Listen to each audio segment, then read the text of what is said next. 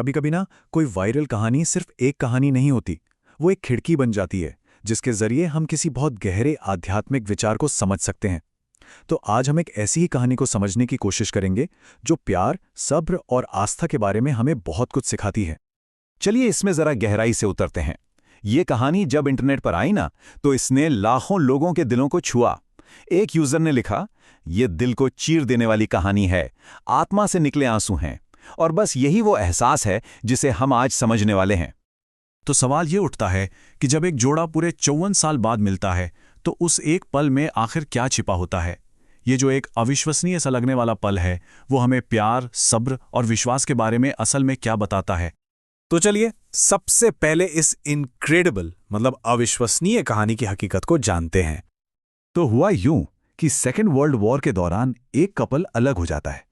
जो आदमी था वो अपनी जिंदगी में आगे बढ़ गया, उसने दूसरी शादी कर ली, उसका अपना परिवार था, बच्चे, पोते पोतियां सब। लेकिन जो औरत थी उसने कभी शादी नहीं की, और फिर पूरे 54 साल बाद वो दोनों फिर से मिलते हैं। अब ये नंबर देखिए, 54 साल। ये सिर्फ एक संख्या नहीं है, ये चौंका देने वाली संख्या भक्ति योग यानी भक्ति के मार्ग के लिए एक बिल्कुल सटीक इंसानी आईने की तरह काम करती है। तो आइए देखते हैं कि ये 54 साल का लंबा इंतजार एक तरह से पूर्ण समर्पण की सबसे बड़ी परीक्षा कैसे बन जाता है। और ये चीज ना बड़ी खूबसूरती से अनन्य भक्ति या एकनिष्ठ भक्ति के कॉन्सेप्ट को दिखाती है। सोचिए, जैसे उस महिला ने किसी और से शादी नहीं की, अपनी पूरी जिंदगी बस एक उम्मीद पर लगा दी। ठीक वैसे ही एक भक्त भी सिर्फ और सिर्फ ईश्वर पर अपना ध्यान लगाता है और दुनिया की बाकी चीजों को बस अस्थायी मानता है। कहने का मतलब यह है कि वो महिला और एक भक्त दोनों ही इंतजार का एक बहुत ही खास रास्ता चुनते हैं। वो कहीं और पनाह नहीं ढूंढते। उनका जो समर्पण है वो पूरा का पूरा एक ही तरफ होता है, बिना किसी भटकाव के। और ये जो अटूट धैर्य का आइडिया है ना, ये हमारी आध्यात्मिक कहानियों में बार बार आता है। ये हमें सीधे सीधे रामायण की शबरी की याद दिलाता है, जिन्होंने एक आध्यात्मिक वादे पर भरोसा करके अपनी पूरी जिंदगी भगवान राम के आने का इंतजार करते हुए बिता दी थी। लेकिन जब वो 54 साल बाद मिले तो वो पल सिर्फ आंसू बहाने और गले लगने का नहीं था। नहीं, वो उससे कहीं ज्यादा गहरा और कह सकते हैं रिवीलिंग था। वीडियो में हम देखते हैं कि वो महिला दुख, प्यार और जो गुस्से जैसा दिखता है, उन सब का एक मिला-जुला भाव दिखाती है।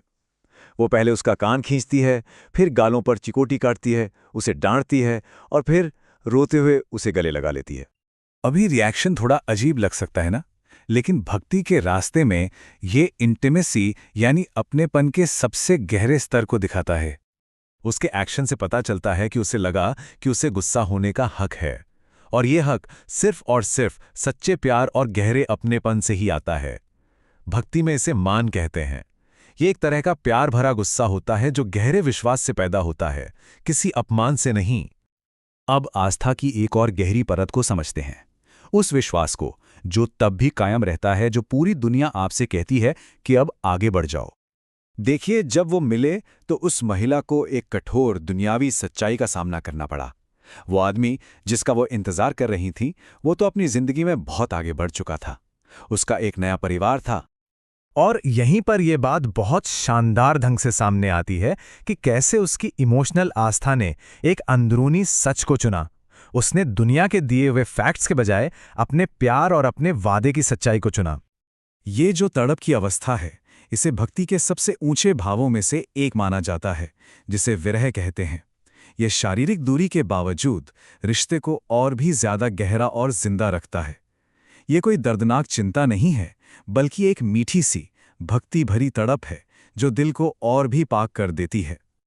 अब इस स्लाइड में जो बात सच में कमाल की है, वो ये है कि एक इंसान की भावनात्मक आस्था और एक भक्त का आध्यात्मिक विश्वास दोनों कितने मिलते जुलते हैं। एक का आधार शादी का एक वादा था और दूसरे का आधार शास्त्रों का वादा, जैसे गीता में भगवान कृष्ण का आश्वासन कि वो अपने भक्तों की रक्षा करते हैं। दोनों ने दशकों तक इंतजार किया बिना किसी सबूत के, और दोनों ने ही कहीं और आसरा नहीं लिया। ये एक अद्भुत समानांतर है ना?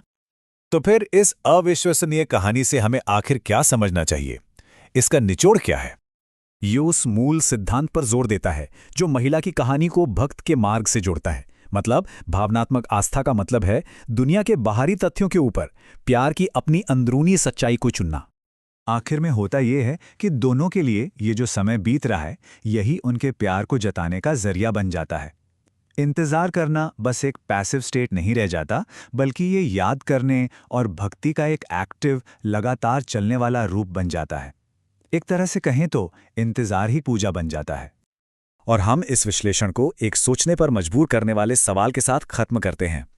अगर एक इंसान का दिल सिर्फ एक याद के सहारे 54 साल तक इंतजार कर सकता है, तो फिर आस्था में अनंतकाल या इटर्निटी का असली मतलब क्या है?